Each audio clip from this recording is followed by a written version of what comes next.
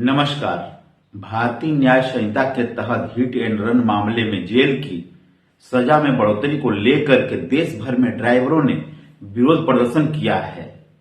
Live mint के मुताबिक सोमवार को महाराष्ट्र, राजस्थान, गुजरात, मध्य प्रदेश और उत्तर प्रदेश में ट्रक ड्राइवरों और ट्रांसपोर्टर ऑपरेटरों द्वारा विरोध जताया गया।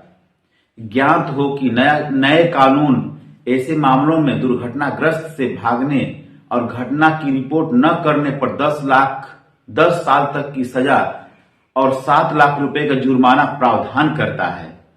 आईपीसी में ऐसे मामले में 2 साल की सजा का विरोध था। विरोध करने वाले ड्राइवरों का कहना है कि कोई भी जानबूझकर दुर्घटना नहीं करता है और वे मौके से भागने को मजबूर हो जाता है, क्योंकि गुस्साई भीड़ उन्हें जान से मारने की धमकी देती है।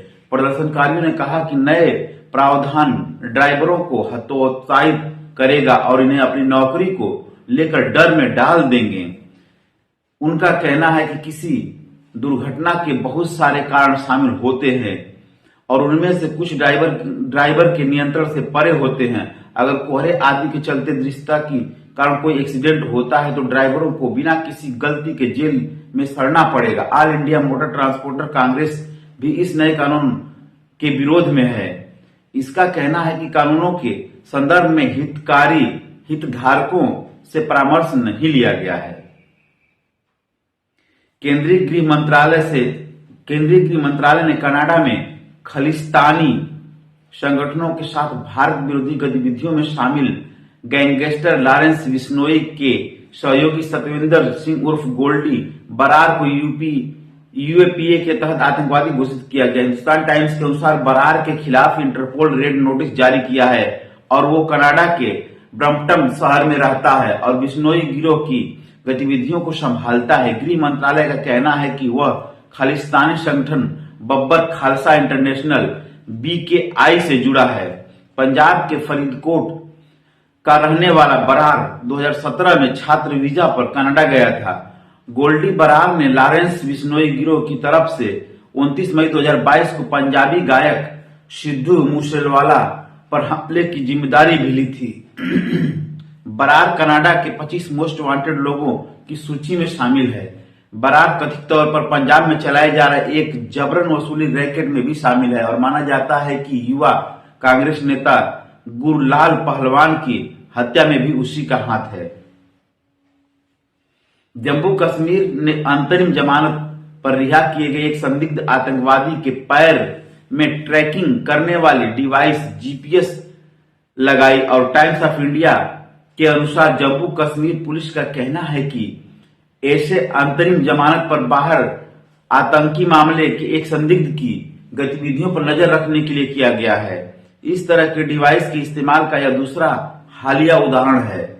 अखबार बताता है कि बीते सप्ताह जम्मू NIA अदालत ने आदेश पर उधमपुर जिले में खुर्शीद अहमद को शनिवार को पांव में ऐसी डिवाइस पहनाई गई थी। महमूद जम्मू के डोडा जिले का मूल निवासी और उसे पिछले साल गिरफ्तार किया गया था। जम्मू कश्मीर पुलिस ने दावा किया कि वह जमानत पर रिहा UAPA संदिग्धों के इस तरह के GPS एक्लेट का उपयोग करने वाला देश का पहला सुरक्षा बल है। बीते 5 नवंबर को इसने एक आरोपी गुलाम मोहम्मद भट्ट को पहली बार डिवाइस लगाया गया था। भट्ट पर हिजबुल मुजाहिदीन सहित विभिन्न आतंकी संगठनों के साथ कथित संबंध के लिए मुकदमा चल रहा है। नवंबर महीने में केंद्रीय गृह मंत्रालय ने राज्यों के पैरोल पर रिहा करने वाले कैदियों पर ट्रैकिंग उपकरणों का इस्तेमाल करने की सलाह दी थी। साल 2018 में चुनावी बांड योजना शुरू होने के बाद से अब तक लगभग 16,000 करोड़ रुपए के चुनावी बांड बिके हैं। रिपोर्ट के अनुसार भारतीय स्टेट बैंक SBI ने एक RTI के जवाब में बताया कि 2018 में चुनावी बांड योजना आने के बाद से 29 चरणों में 15,956.3096 करोड़ रुपए के बांड बेचे गए हैं। साथ ही यह भी बताया कि दानदाताओं को बैंक को कोई सेवा शुल्क नहीं देना पड़ता। यहां तक कि बांड की छपाई लागत भुगतान भी सरकार या करदाता वहन करते हैं।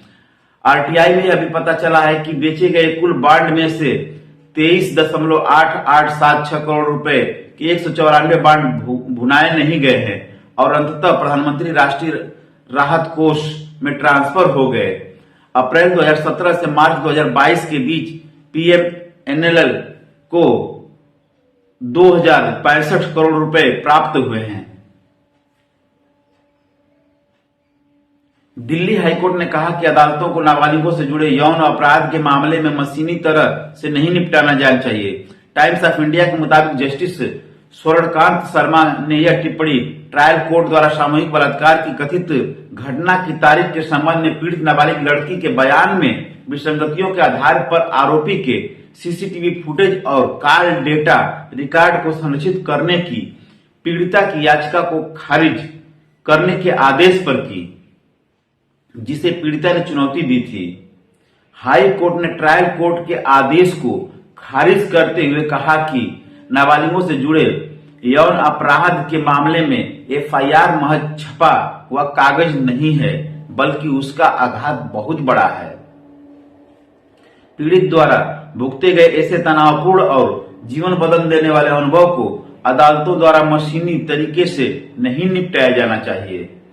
उक्त मामले को लेकर जस्टिस शर्मा ने कहा कि अदालतों को ऐसे पीड़ितों की भावनात्मक और मनोवैज्ञानिक स्थिति के प्रति संवेदनशील रहना चाहिए, क्योंकि उन्हें आघात के कारण घटना का सटीक विवरण देने में कठिनाई हो सकती है। इस मामले में पीड़ित की बहन के पति और उसके 2 दोस्तों द्वारा कथित तौर पर सामूहिक बलात्कार किया गया था। हाई कोर्ट ने बताया कि नाबालिग मानसिक आघात झेल रही थी, जिसके कारण वह पुलिस को कथित घटना की सही तारीख बताने में असमर्थ थी और ट्रायल कोर्ट को ऐसे मामले में संवेदनशीलता और सहानुभूति बरतनी चाहिए।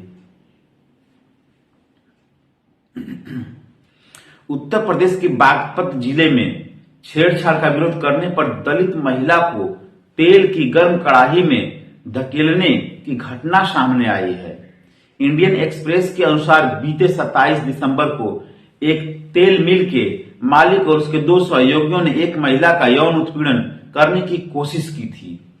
इसका विरोध करने पर आरोपियों ने कथित तौर पर उसे गर्म तेल की कड़ाही में ढकेल दिया। पुलिस ने बताया कि महिला के शरीर का आधा हिस्सा, पांव और हाथ जल गए हैं और उन्हें नई दिल्ली के एक अस्पताल में भर्ती कराया गया है। पुलिस के मुताबिक तीनों आरोपियों को गिरफ्तार कर लिया गया है।